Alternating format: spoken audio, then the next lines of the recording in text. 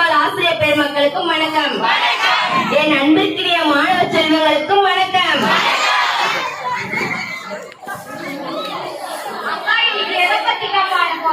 சொல்றேன் கேளு.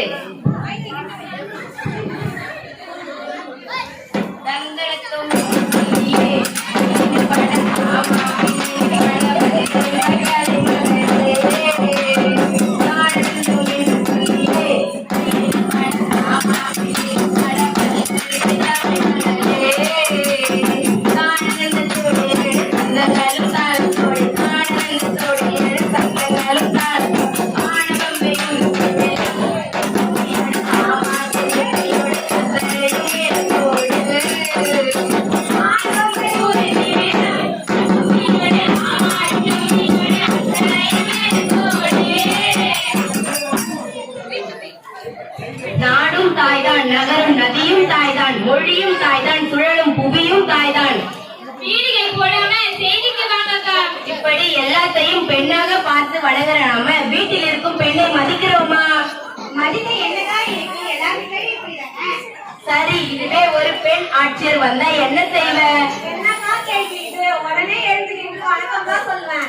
அப்போ ஒரு பெண் படிச்சு பெரிய பதவிக்கு வரும் பொழுது தானா மரியாதை வருது இல்ல?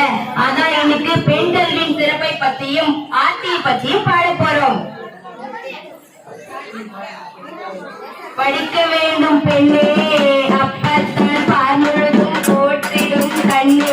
படிக்க வேண்டும் பெண்ணே, படிக்க வேண்டும் பெண்ணே, அப்பத்தான் பார்முழுதும் போற்றிடும் கண்ணே.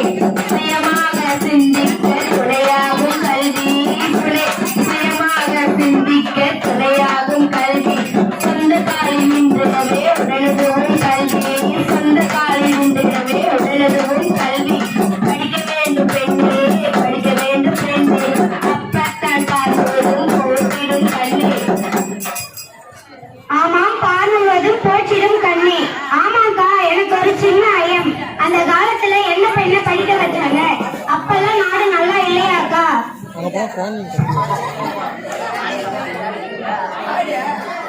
கற்கால முதலே கடிந்து தமிழ், பொற்காலம் எனவே புகழப்படும் காலம்.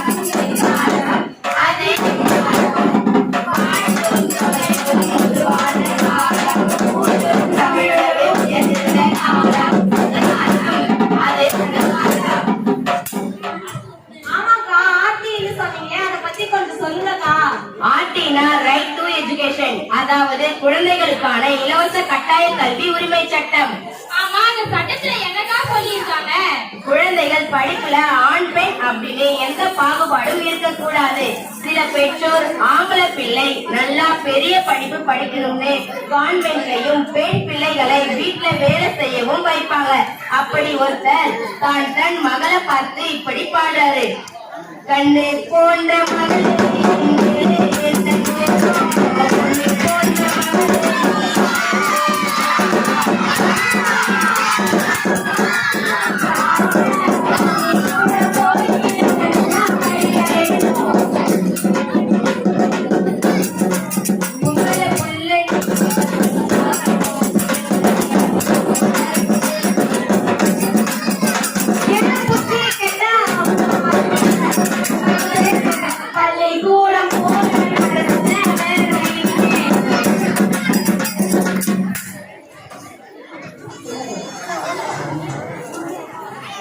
ஆமாக்கா, நாட்டுல சில பேர் இப்படிதான் இருக்காங்க. இவங்களுக்கு ஏதாவது புத்தி வந்தா சரி. ஆமா, இந்த சட்டத்துல என்னக்கா சொல்லிருக்காங்க?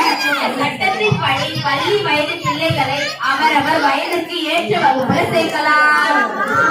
மாணவர்கள் இடைநீச்சலை தவிர்க்கலாம். கட்டணம் இல்லாத இலவச கட்டாய கல்வி பெறலாம். குழந்தை தொழிலாளர் என்பதையே இல்லாமல் ஆக்கலாம். இன்னும் சொல்லவே இல்லடா. இப்படி எத்தனையோ சொல்லிக்கிட்டே போகலாம். அத்தனையும் கல்வி உரிமை சட்டத்திலே இருக்கு.